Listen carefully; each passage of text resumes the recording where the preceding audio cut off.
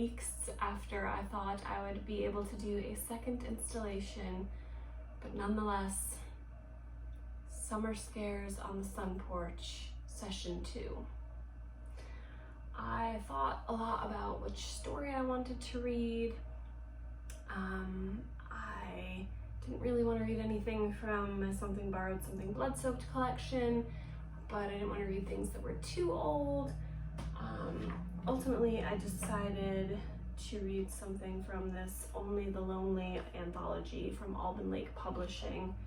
This story is, I wrote it in 2016, and it's kind of an interesting, well, I think it's interesting little take as to how I wrote it. I was doing training for my new job at a pharmaceutical company, and I had an idea for a story, and I had no notebook and no desk set up yet. I had a file folder where I was keeping my notes from the trainings that I was in. And when I had a break, I went into the women's locker room in my company's building, and I wrote the whole story out on the inside of the manila folder.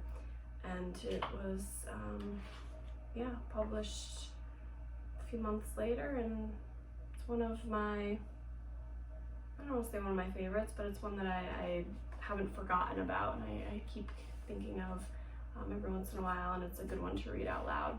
So here we go. And I do have the baby monitor next to me, and I chose to read on another potential thunderstorm night. So the beagle could scratch at the door and the baby could cry on the monitor, so I better read at least a little bit quickly.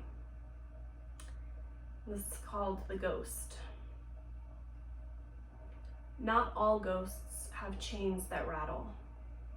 Her chains were silent, but still they weighed her down, slowed her pace to a painful, dread-filled crawl.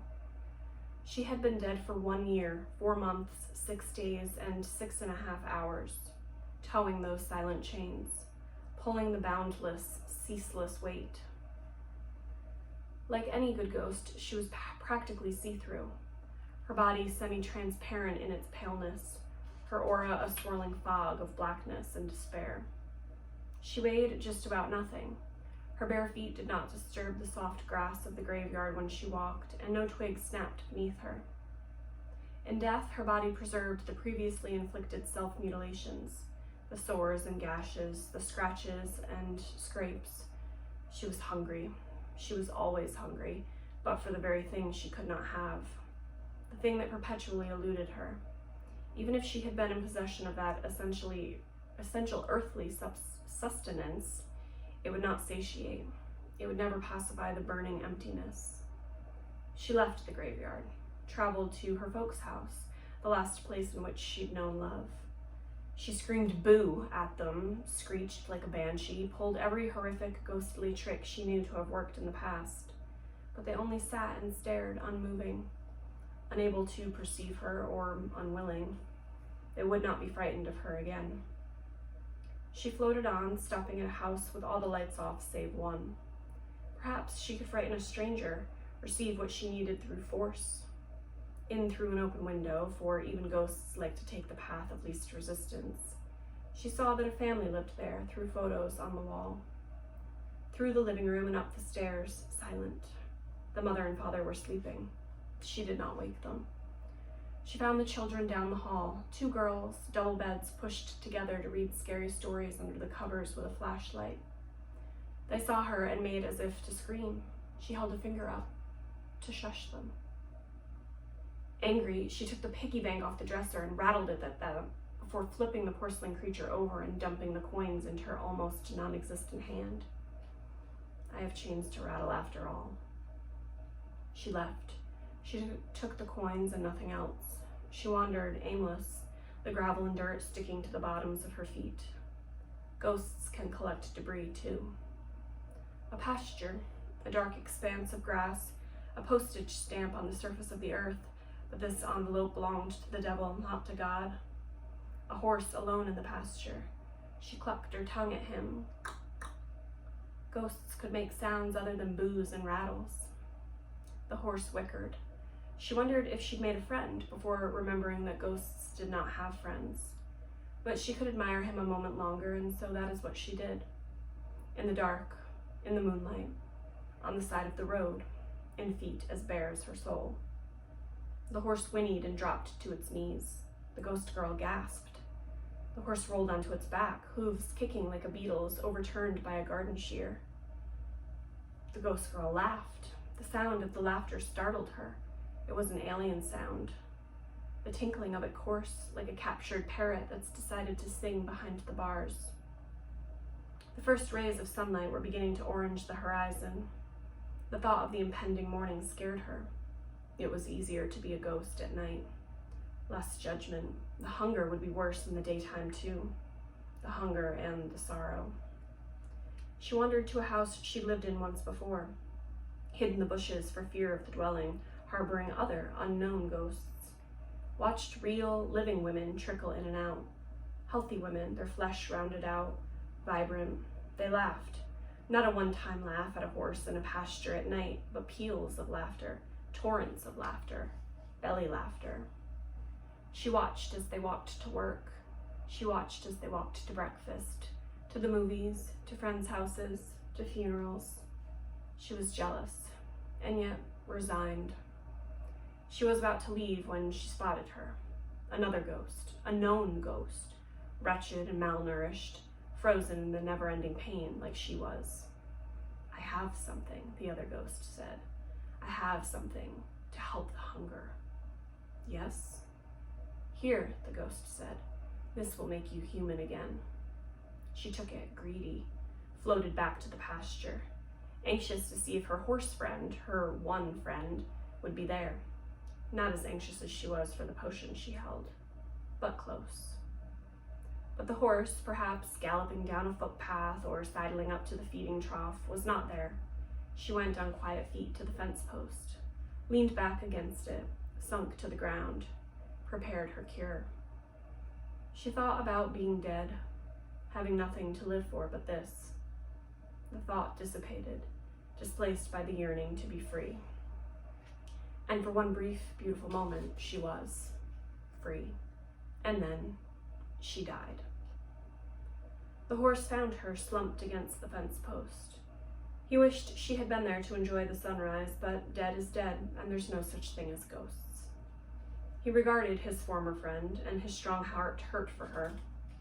He knew that when the police and emergency medical technicians arrived, they would not see what he had seen. They would not see a girl, a ghost of her former self, who lost everything, who was infinitely empty and infinitely transparent. They'd see but one thing only: a junkie, a waste of life, a merciful death. The horse trotted to the far end of the pasture, where the wild daisies grew in abundance. He plucked a mouthful, careful not to tear the blossoms with his powerful teeth. He returned to the girl. In the morning sun, before they came in judgment, the horse scattered the daisies over the cooling body of the girl, once ghost, now gone.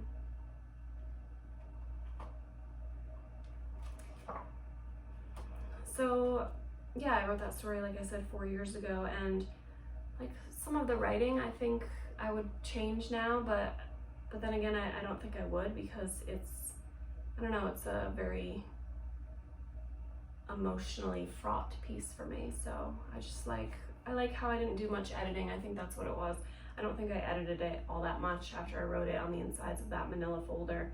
And somewhere, I think in a trunk in my living room, is the manila folder with that story still written in it. So that's pretty cool. Yeah, it's hot as hell on the sun porch tonight, waiting for the thunderstorm to come. I have,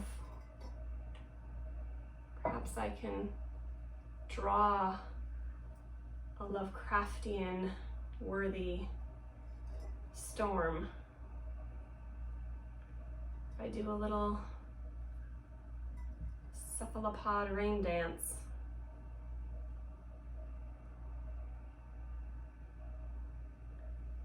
Thunder come.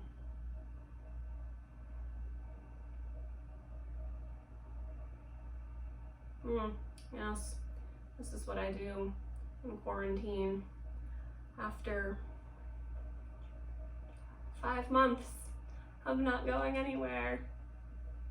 Woo! Well, these are quite fun. Thank you, Julia Rios, for the octopus tentacles. Now I want to put them. Oh wait, must take all tentacles out of the glass vase before putting on fingers.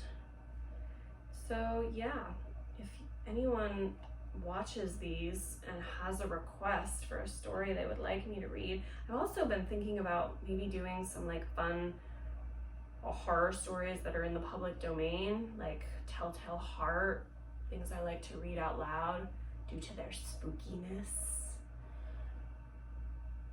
Come, bring us the thunder.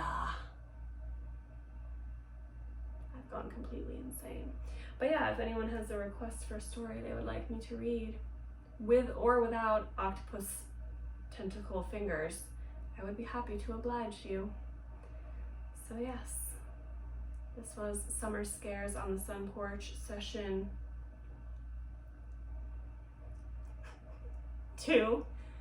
And if anyone watches this, I really appreciate it. Maybe subscribe and maybe I'll like do more of these videos, because you know, what the hell else is there to do? And yeah, thank you. So long.